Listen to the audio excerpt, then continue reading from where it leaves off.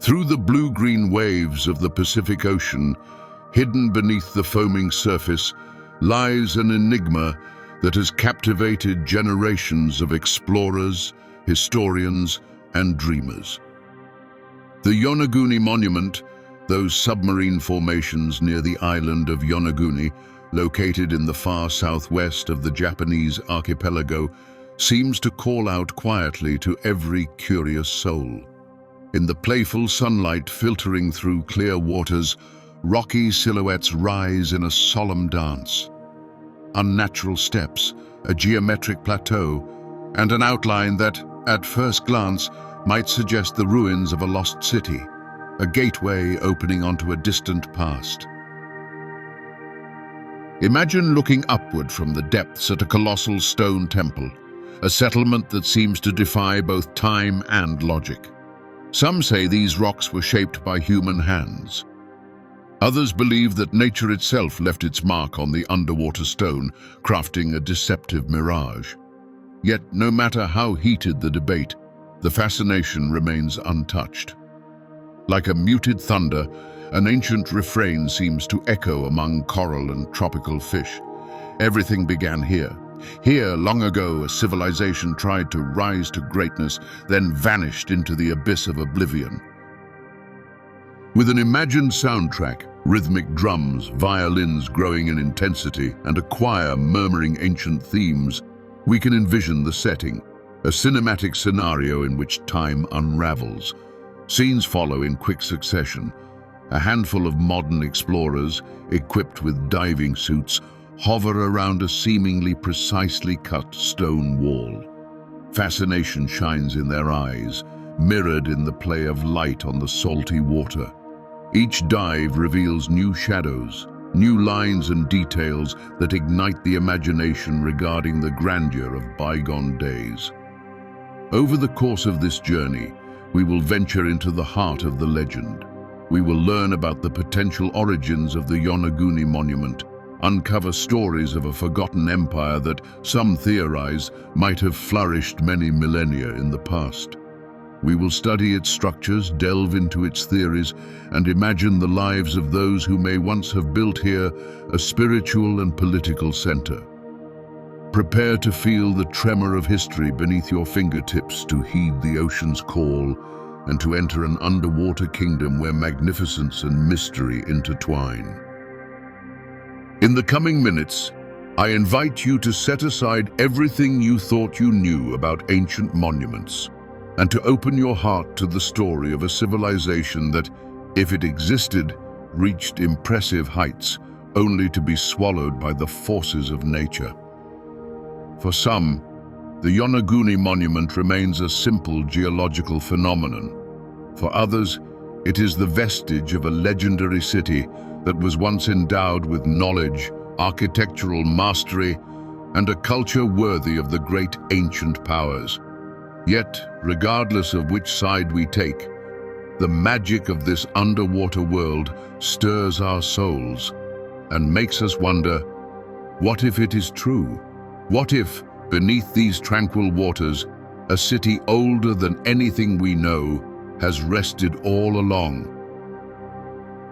Let us set forth together on this journey, to listen to the ancestral voice, to gaze upon the traces etched in stone, and to let ourselves be carried on the waves of time, from a legendary founding to a grand finale. This documentary film will guide you through myth, history, and scientific hypotheses woven into a magnificent tale.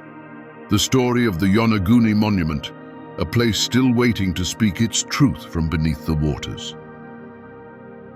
So, to imagine how what many call the sunken city of Yonaguni took shape, we must travel far beyond classic chronological boundaries.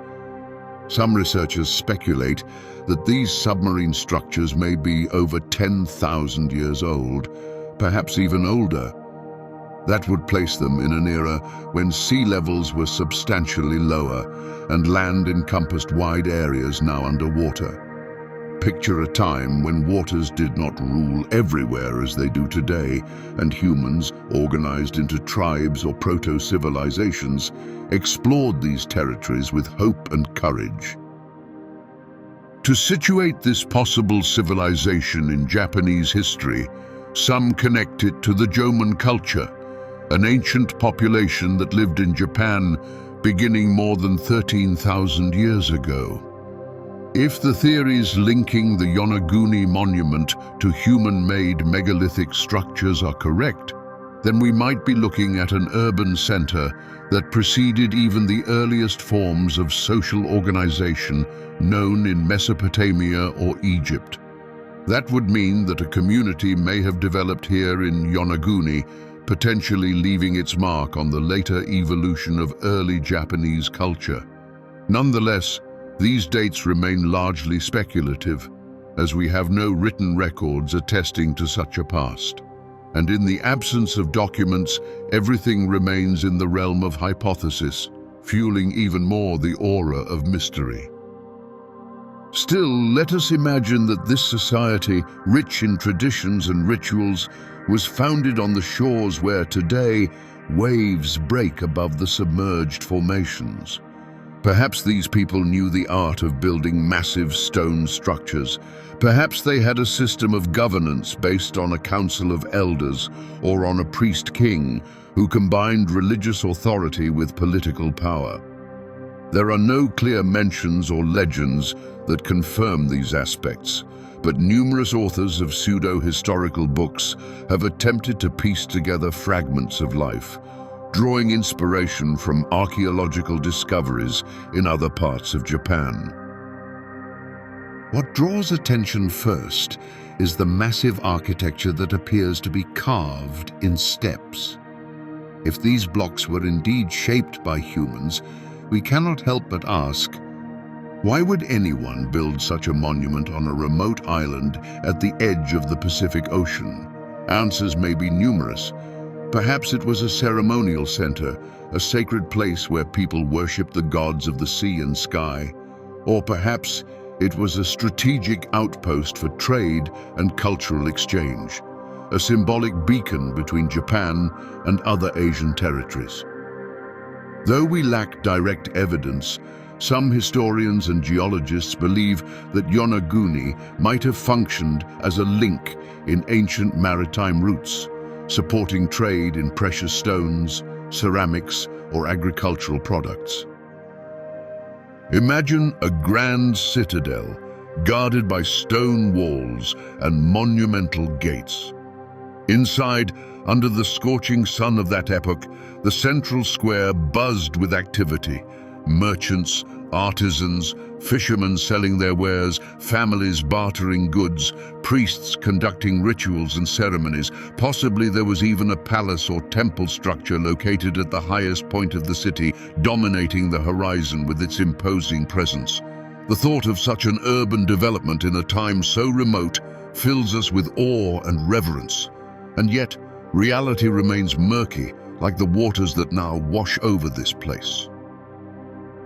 Although there is no scientific consensus, some experts maintain that, realistically, the formation of the Yonaguni structures happened naturally, through the fracturing and erosion of sedimentary rocks in a geometric manner. According to them, the local culture may simply have heightened this phenomenon in the collective consciousness, transforming it into a founding myth.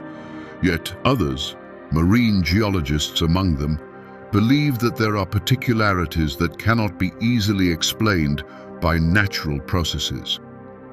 They discuss the presence of possible artificial channels, traces that seem to be sculptures or engravings, and a potential zigzagging road.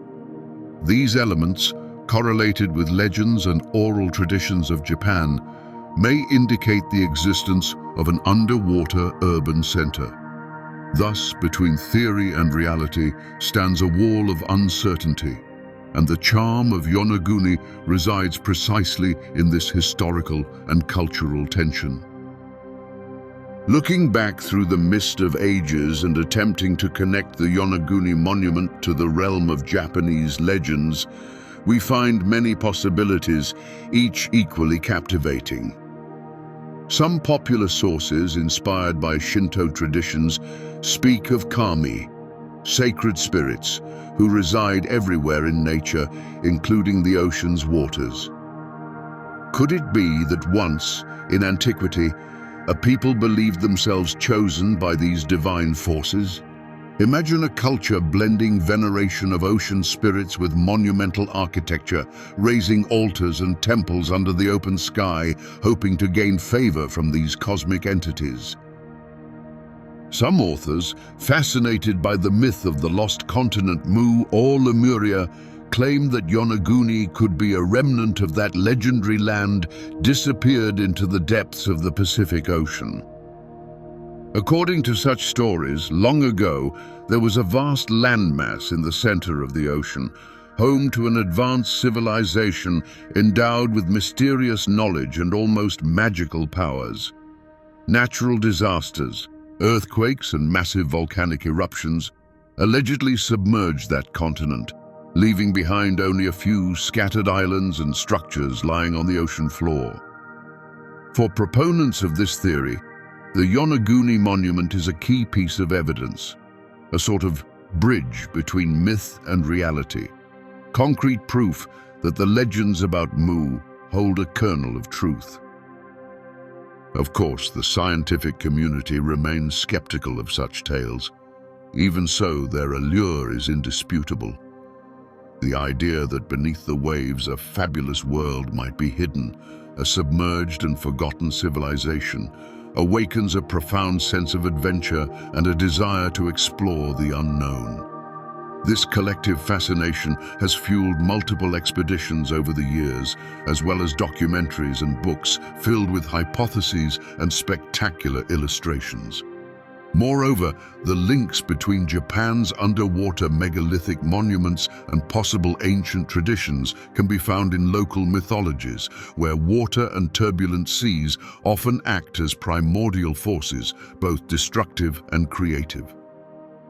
Studying these myths and legends more closely, we often discover semi-divine characters, priest kings and storm gods vying for territories of land against the spirits of the waters.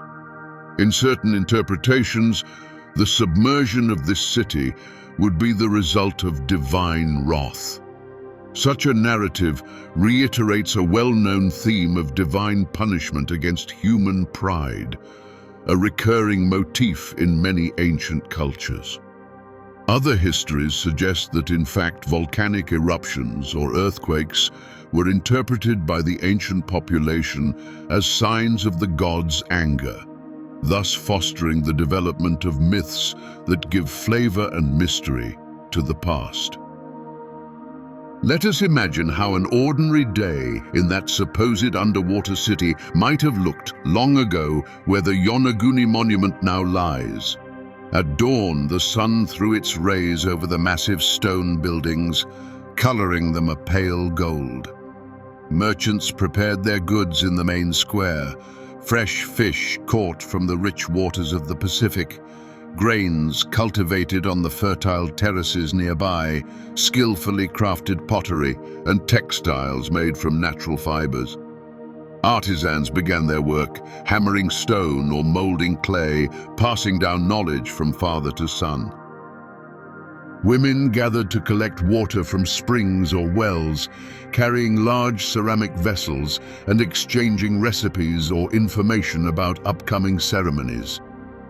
Children ran among columns and steps, playing and curiously exploring the edges of the city, where the sea was not yet threatening.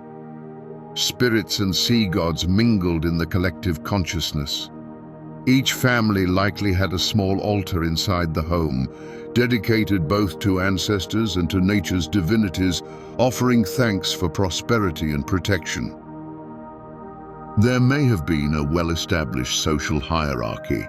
At its top, possibly a king or leader supported by advisors, a mixture of wise men and priests.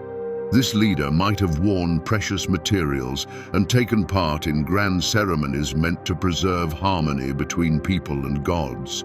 In turn, priests guarded traditions and sacred knowledge, responsible for drafting the festive calendar, interpreting signs in the stars, and officiating initiation rituals. Artisans, farmers, fishermen, and merchants formed the productive class, vital to the city's well-being. They supplied food, clothing, cult objects, and everyday tools. Beyond religious and political aspects, life in this hypothetical city pulsed with cultural diversity. Festivals were organized to honor equinoxes and solstices with music, dance, and outdoor banquets. People gathered to celebrate the cycles of nature, to thank sea and land, but also to express the joy of living in a place blessed by beauty and prosperity. On these occasions, the entire city was adorned with flower garlands and torches made from fragrant resins. And at the heart of the festivities, the king and priests gave speeches on the importance of social unity and the vision of a society in which each person's role was well defined. If the Yonaguni Monument truly represents the remnants of an ancient city, then the quality and craftsmanship of its construction speak to an advanced level of technical knowledge for that era. Cutting and shaping large blocks of stone, assuming they are not simply the result of natural fracturing, would have required specialized tools and an understanding of material properties. It is possible these ancient builders mastered rudimentary methods of using levers, simple pulleys, and wooden platforms to move massive blocks. In addition, planning the space and constructing stable buildings on land prone to earthquakes imply fundamental knowledge of seismic-resistant architecture, even if based on empirical observation. Besides architecture, the hypothetical Yonaguni culture may have developed maritime navigation expertise. Situated in a strategic area, close to other islands and to the Asian coast, this civilization might have used ships to maintain ties with other peoples, exchanging goods and ideas. In some speculative scenarios, these ancient navigators even ventured across distant Pacific regions, pioneering transoceanic routes. They might have used the positions of stars and the movements of ocean currents to navigate with some precision, quite a technical achievement for such an early moment in history. On the agricultural front, residents of Yonaguni likely employed terraced cultivation to maximize the small amount of land available among rocky regions, a system allowing for the collection and retention of rainwater. They may have grown primitive grains, hardy vegetables, and practiced intensive fishing, adapting to their geographical conditions. These elements, coupled with a sedentary lifestyle, would have favored the emergence of ever more complex social and cultural structures. Yet we must remember, all these hypotheses rely on the assumption that the Yonaguni Monument is a human artifact. Absent concrete archaeological evidence, like stone tools, pottery, human bones, or inscriptions, we remain in the realm of speculation. Even so, the mystery itself and the potential grandeur of these achievements serve as perfect fuel for our collective imagination. When it comes to the end of Yonaguni's hypothetical civilization, theories abound and overlap with legends and geological events. One of the most commonly encountered scenarios involves a natural catastrophe, rising sea levels at the end of the last ice age, repeated earthquakes, massive waves triggered by tsunamis, or catastrophic volcanic eruptions. Japan is known for intense seismic activity and a high frequency of earthquakes and tsunamis. If the Yonaguni civilization truly existed, it may have been wiped out by a maritime cataclysm, losing vital infrastructure and forcing its people to migrate. Over time, the fruits of civilization vanished, and the monuments were swallowed by the waves, covered by coral and sediment. Another possibility is a slow decline, driven by economic and political factors. Perhaps the city depended heavily on maritime trade and, for various reasons, climate changes, shifts in trade routes, drought or famine, experienced a progressive decline, culminating in the gradual abandonment of the settlement. A long period of instability could have undermined social unity, leading to internal conflicts, political fragmentation, and ultimately the collapse of leadership. The result? A dispersed population that abandoned the area in search of a less hostile environment. There is also a mythic epic thread, divine punishment. In some hypothetical legends, unwritten but imagined by enthusiasts, it is suggested that this once prosperous and arrogant society dared defy the gods of the sea, or indulged in practices deemed sacrilegious, prompting the city's destruction through sudden flooding. The theme recalls the biblical myth of the flood, present in various forms across almost all world cultures, from Sumerian tales to Vedic epics. Of course, in the objective scientific realm, most specialists tend to combine geological and archaeological elements, emphasizing the natural explanation. There is no clear sign of a civilization, just stone formations created through natural fracturing. Even so, many of them concede that if the Yonaguni Monument has any human component, a natural disaster remains the most plausible cause for submersion. In the tectonic context of the region, a major earthquake followed by a large tsunami could have been enough to destroy any stone infrastructure, especially if there were already cracks or structural vulnerabilities. The enormous waves could have quickly engulfed large areas of land, and in just a few hours, the fate of an entire city would have been sealed. Now, let us dare to create a romantic reimagining, painting the picture of this civilization's decline as an epic moment, worthy of a film scenario. As the sun sets, dark clouds gather overhead, foretelling a grim future. The inhabitants of the great city of Yonaguni, once proud of their achievements, feel the ground trembling beneath their feet. Massive stone buildings vibrate and fault lines appear. Far out at sea, a colossal wall of water takes shape. A deafening roar rises, while the ocean inexplicably withdraws, exposing for a moment the ocean floor. Priests run toward the temples, begging the gods for mercy. Families flee to higher ground, but the cliffs collapse under the violence of the quake. In mere moments, the catastrophic wave strikes the shores with devastating force, sweeping away buildings, people, and hopes. What remains is a ravaged landscape where water slowly reclaims its domain, covering the ruins with a liquid shroud. In the days, months, and years that follow, survivors pass down to future generations stories of the gods' wrath and the city that once existed on the ocean's edge. As time goes by, reality becomes entwined with fable, turning the Yonaguni Monument into a symbol of human pride and downfall before nature's might. With each generation, memory grows ever vaguer, merging with fairy tales and popular beliefs, until everything reaches us as a simple myth, or, in the view of others, as a historical puzzle still unsolved. In the contemporary world, the Yonaguni Monument has sparked a wave of interest beginning in the latter part of the 20th century, when local divers reported the discovery of those strikingly geometric underwater structures. Soon after, researchers and journalists from around the globe started traveling to Yonaguni Island to see for themselves the underwater ruins. Television stations aired documentaries, and the topic was widely discussed in the international press, highlighting the mystery and posing questions that remain unanswered.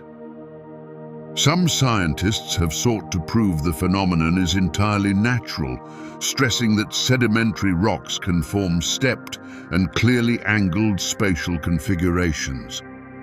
Others, including a few renowned marine geologists, argue that there are features too orderly to be purely the result of natural erosion. Straight lines, perfect angles, and presumed traces of human activity, such as supposed drainage grooves. This debate, at times heated, has also attracted numerous enthusiasts of alternative theories who link the Yonaguni Monument to the myth of Atlantis, to lost continents, or even to extraterrestrial interventions. Culturally speaking, the discovery had a significant impact on local tourism. Yonaguni Island, once little known, became a destination for adventurous divers and travelers seeking the fantastic. Consequently, residents began offering guided services and diving expeditions, along with souvenirs glorifying the legends of the sunken city. This turn toward tourism generated a new source of income for the island community, while also promoting awareness about protecting the underwater environment. Even though the scientific truth about Yonaguni remains disputed, in Japanese culture, the monument stands as a reminder of the profound relationship between humankind and nature. Japan, being an island nation, has developed a philosophy that combines respect for natural cycles with a unique aesthetic sensibility. From the contemplation of cherry blossoms in spring to the veneration of sacred mountains like Fuji, the Japanese people have always maintained a spiritual connection to the surrounding environment.